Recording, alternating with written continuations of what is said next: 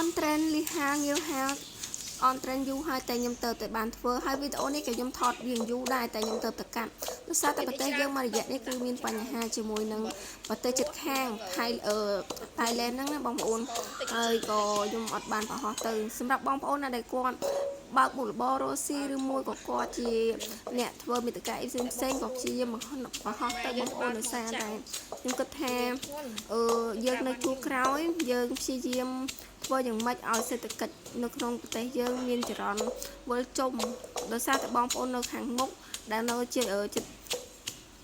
ព្រំដែនគឺគាត់បានភៀសខ្លួនផ្សេងបានបិទហាងផ្សេងអញ្ចឹងគឺគាត់អាចរកបានទេហើយយើងនៅខាងក្រោយបើយើងអាចមាននៅអាចរកបានយើងព្យាយាមរកទៅហើយបងប្អូនដែលគាត់ខ្លះគាត់ចូលខមមិនចូលអីចឹងណាថាផុសរស់ស៊ីផុសអីខៅប្រទេសកំពុងតែអញ្ចឹងព្រោះគេធ្វើគ្រប់យ៉ាងគឺគេចង់បំបាក់សេដ្ឋកិច្ចយើងខ្លាចយើងលូតលាស់ជាងគេល្អជាងគេចូលមកលិះហើយយើងវិញគ្រឿងផ្សំក៏អត់មានអីច្រើនទេគឺមានបបិន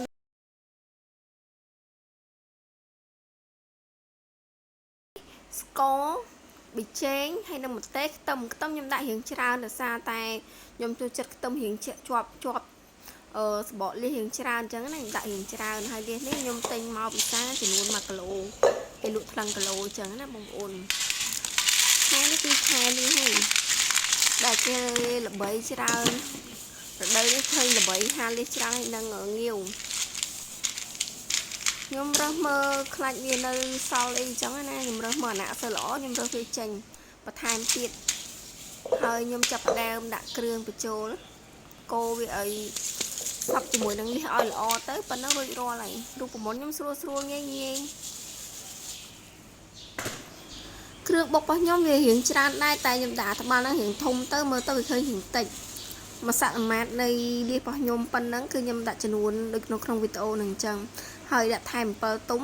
ខ្ញុំដាក់ដូចនៅក្នុងរូបនឹងដូចគ្នាគឺចំនួនប៉ុណ្ណឹងបងប្អូនអាចដាក់តាមចំណង់ចំណូលចិត្តរសជាតិបងប្អូនចង់បានបែបណាគឺដាក់បែបហ្នឹងទៅខ្ញុំយកប្រៃផ្អែមជូរ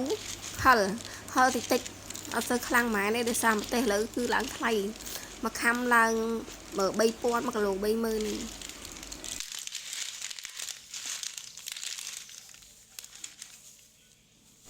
ការប្រឡាក់លៀសនេះគឺមានច្រើនបែបទៅតាមបងប្អូននីមួយដែលគាត់ចេះធ្វើបែបណាគាត់ធ្វើបែបហ្នឹងអ្នកខ្លះក៏គាត់យកលៀសនេះទៅស្រុះវាហើយ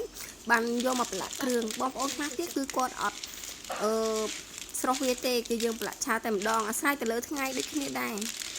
ហើយកាន់តែងាយស្រួលទៀតនោះសម័យឥឡូវគឺបើសិនជាអត់មានថ្ងៃសោះក៏យើងអាចហាលលៀសបានញ៉ាំដូចគ្នាដោយសារតែយើងមានម៉ាស៊ីនអាំងអត់ប្រើខ្លាញ់ហ៎អញ្ចឹងយើងអាចដាក់ចូលក្នុង microwave នឹងបានព្រោះអាហ្នឹងវាទូចស្រួលប្រើភាគច្រើនគឺបងប្អូនគាត់មានប្រើអាហ្នឹងគ្រប់គ្នាមួយចំនួនធំដែរដោយសារតែតម្លៃវារៀងធូរថ្លៃដែរក្នុងការទិញហើយងាយស្រួលទុកដាក់វាទូចក្នុងរដូវកាលអត់ភ្លៀងឬមួយក៏ចាក់អត់មានថ្ងៃអីក៏យើងអាចហាលបានដូចគ្នាស្រួលមែនតើក្នុងសម័យនេះវាឆ្នៃបានគ្រប់ម៉ូតតែម្ដងអត់ថ្ងៃហ្មងវាដាក់ microwave